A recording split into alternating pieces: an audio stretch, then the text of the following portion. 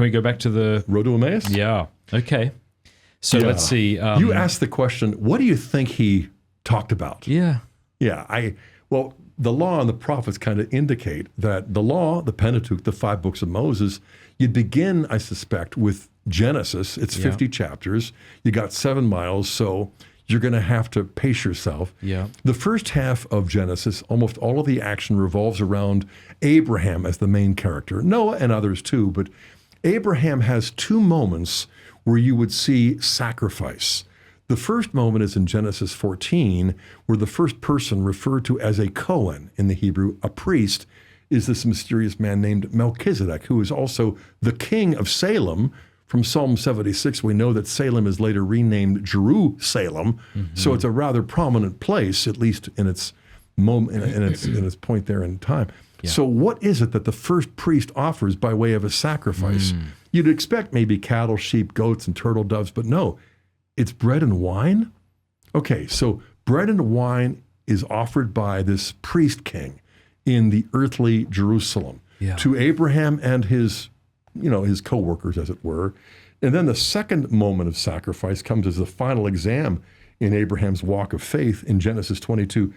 Take your son, your only son, whom you love. Or in the Septuagint, the Greek translation is take your only beloved son. A line that we associate with the new, but they were taking it from the old. So here's a father defined by his faithfulness, offering his only beloved son as what? A holocaust? At a place that he will show. And so he goes to a place called Moriah. And again, we know where that is because 2 Chronicles 3:1 is the only other place in the Hebrew Bible, Matt, where Moriah is mentioned. And it's where exactly 1 millennium later, Solomon built the Jerusalem temple there on the range of hills known as Moriah, the Temple Mount. So a father is offering his only beloved son as a holocaust, and on the way up, he's carrying the wood, the son is. And he's also asking the salient question.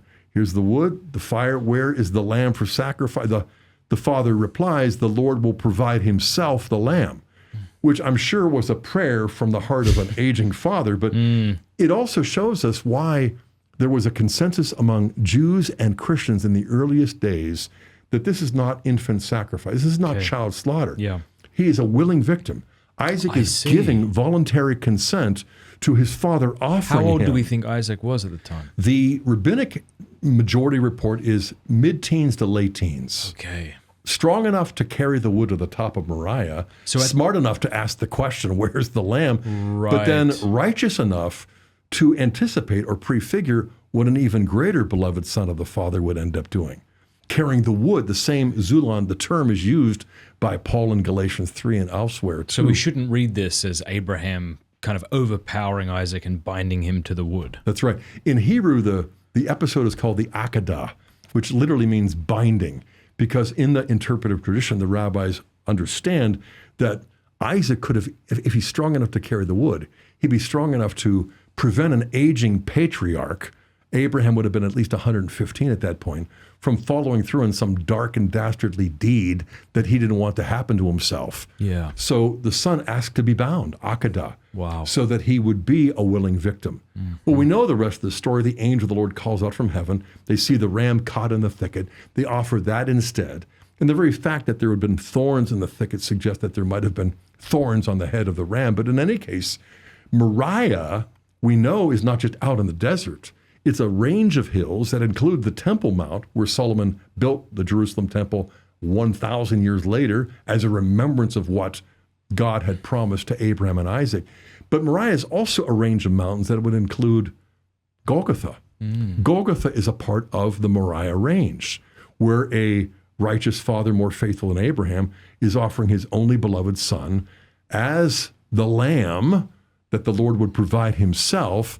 And when does Abraham get his son back? We read in verse 4, on the 3rd day. Now, this could be one more coincidence among others, but, Clopas and his companion knew that story, but it's sort of like hung in midair because, exactly why did God require it? And then why did God interrupt it? And then in a sudden, as you're reading backwards, you're like, because this is all not just an event, but a prophetic event that prefigures what the only truly faithful father would do in offering his only beloved son there at Moriah as a holocaust, and thus to fulfill the oath that God swore to Abraham as a reward for his faithfulness in verses 16 through 18. By myself have I sworn, says the Lord, because you have done this, you've not withheld your only son. By your seed shall all of the nations of the earth be blessed. And so the seed of Abraham is actually found in the opening verse of the first book of the New Testament, Matthew. So they're obviously looking back and realizing, even if we didn't understand why he had to do it, I see. Now we see.